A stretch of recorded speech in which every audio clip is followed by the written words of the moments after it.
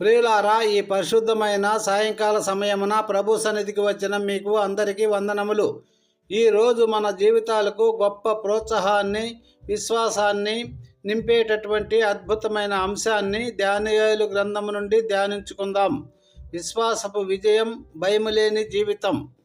మిత్రమా, ఈ లోకములో ఎన్నో భయాలు ఉన్నాయి. భవిష్యత్తు గురించిన భయం, ఆరోగ్యం గురించిన భయం, ఆర్థిక సమస్యల గురించిన భయం, మనుషుల గురించిన భయం. అయితే బైబిల్లో దేవుడు మనకు ఒక ధైర్యమైన జీవితాన్ని వాగ్దానము చేశాడు.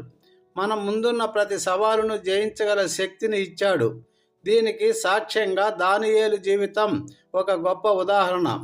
దానియేలు 6:10లో ఇలా వ్రాయబడి ఉంది: దానియేలు ఆ సంగతి తెలుసుకున్నప్పుడు తన ఇంటికి పోయి తన గదిలో యెరూషలేము తట్టు కిటికీలు తెరిచి ఉండగా తాను పూర్వము చేయుచూ వచ్చిన ప్రకారము ముమ్మారు మోకాళ్ళుని తన దేవుని ప్రార్థించి ఆయనను స్తుతించెను.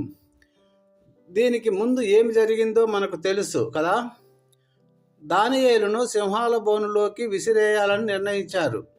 ప్రార్థించకూడదని రాజు శాసనం చేశాడు. అయినప్పటికీ దానియేలు భయపడలేదు. రాజు ఆజ్ఞ కంటే దేవుని ఆజ్ఞకే లోబడ్డాడు.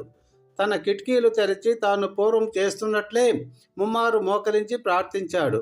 అదే అతని విశ్వాసం, అదే అతని భయములేని జీవితం. దేవుడు అతని సింహాల నోట నుండి రక్షించాడు, సింహాల నోళ్లను మూసివేశాడు. ఎంత అద్భుతమైన దేవుడు మన దేవుడు, మనం సేవిస్తున్న దేవుడు. ఆమేన్. మిత్రమా, దానియేలుకు వచ్చిన సవాలు మన జీవితంలో వచ్చే దానికంటే గొప్పదేమీ కాదు. మనకు ఏ సమస్య వచ్చినా అది సింహాల బోను వంటిదే. మనకు అనారోగ్యం వస్తే అది ఒక సింహములా మనల్ని మింగివేయాలని చూస్తుంది.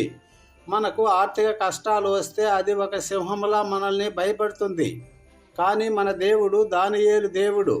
మన విశ్వాసం సజీవమైనదైతే ఆయన మన ప్రతి సింహపు నోరును మూసివేస్తాడు. ఇర్మియా 29:11లో దేవుడు ఇలాగా సెలవిస్తున్నాడు: నేను మిమ్మల్ని గూర్చిన ఉద్దేశించిన సంగతులను నేను ఎరుగుదును. రాబో కాలమందు మీకు నిరీక్షణ కలుగునట్లుగా అవి సమాధానకరమైన ఉద్దేశములే గాని హానికరమైనవి కావు. ఇదే యెహోవా వాక్కు. ఒక చిన్న ఉపమానం. ఒక చిన్న పక్షి తుఫాను వస్తుందని తెలిసినప్పుడు భయపడదట. అది తన గూటిలో మరింత గట్టిగా అతుక్కుంటుందట. దాని విశ్వాసం ఏమిటంటే ఆ గూడుకు ఉన్న బలం. తుఫాను కూడా ఆ గూడును ఏమీ చేయలేదు. మన గూడు ఎవరు? మన ఆశ్రయం ఎవరు? యేసుక్రీస్తే. మనం ఆయనలో గట్టిగా అతుక్కుని ఉంటే ఏ తుఫాను, ఏ సింహం మనకేమీ చేయలేదు. కీర్తనలు 46:1లో